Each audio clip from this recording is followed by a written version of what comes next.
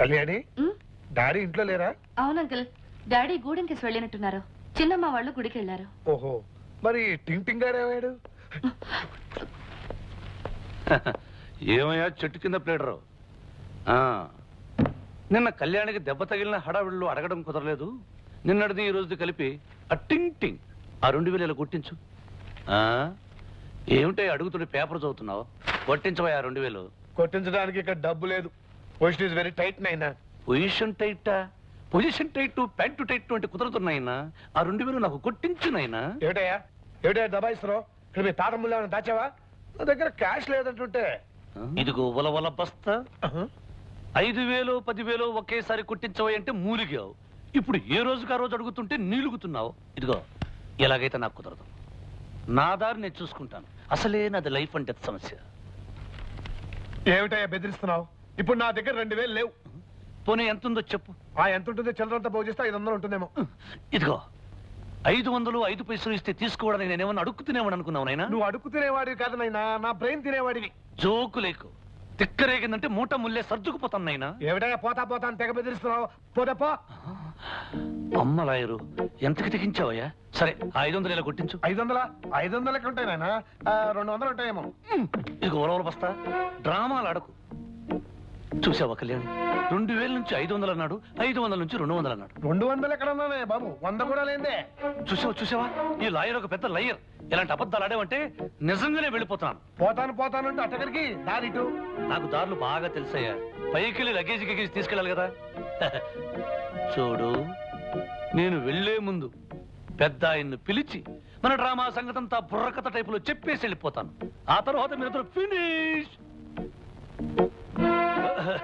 ఇదిగో లాయరు, ఏమిటి ఈ గొడవలన్నీ ఎందుకు గానీ మీరిద్దరు ప్రాబ్లమ్స్ లో పడతారు. ఇంతకుముందు అనేవి 200 అని. పోనీ ఆ 200 ఇచ్చేసి అడ్జస్ట్ అయిపోతాను. ఏమిటయ్యా నీ న్యూసెన్స్? డబ్బు అంటే నా ప్రాణం తీస్తున్నావు. నీకు డబ్బే ముఖ్యమా? ఇంకేం అవసరం లేదా? చెప్పాను కదా నాకు డబ్బే ముఖ్యం అని. అసలే నాది లైఫ్ అండ్ డెత్ సమస్య. డబ్బిస్తే ఉంటా, లేకపోతే వెళ్ళిపోతాను. నేను ఇవ్వనయ్యా. ఉంటే ఉండు, లేకపోతే పోతానయ్యా. పోక ఇక్కడే ఉంటానా? ఈ ఇంట్లో నేను ఎవరికి ఏమీ కాను, నాకెవరూ ఏమీ కాను. ఇదిగో తెర పడిపోయింది. Drama close, finish. ఉలవల బస్తాను నువ్వును. చిచి, ఇంత మానవత్వం లేని మనుషులు ఉంటారనుకోలేదు. అసలు మానవత్వం ఉంటే ఎప్పుడో వెళ్ళొద్దని ఆపేవారు. ఇదిగో ఉలవల బస్తా. నా నల్ల బ్యాగీ ప్యాంట్ ఒకటి కనిపించలేదు. సైజ్ చేసుకుని కుట్టించుకున్నావా నాయనా? ఏంటి ప్యాంటు సూట్ అంటున్నావు?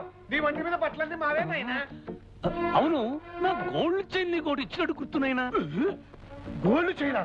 ఓవర్ పిచ్చి, నువ్వు వచ్చేటప్పుడు సైకిల్ చైన్ కూడా పట్టాలా. నీ బట్టలు మాత్రమే తెచ్చుకో.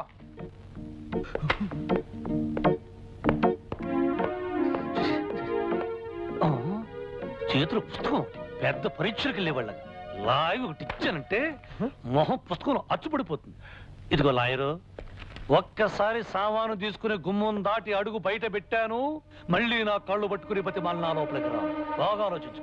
అరగంట నుంచి అరిగిపోయిన రికార్డులాగా పోతా నడుస్తావు కానీ పోవే. బండో బర్రో ఏదో ఎక్కి పో. నీలాంటి వాడు లాయర్ గా పనికిరాడయ్యా. ఏ చంపల వాళ్ళకో వెళ్ళి దొంగల ముఠాలో చేరడం మంచిది. వస్తా. Tata bye by.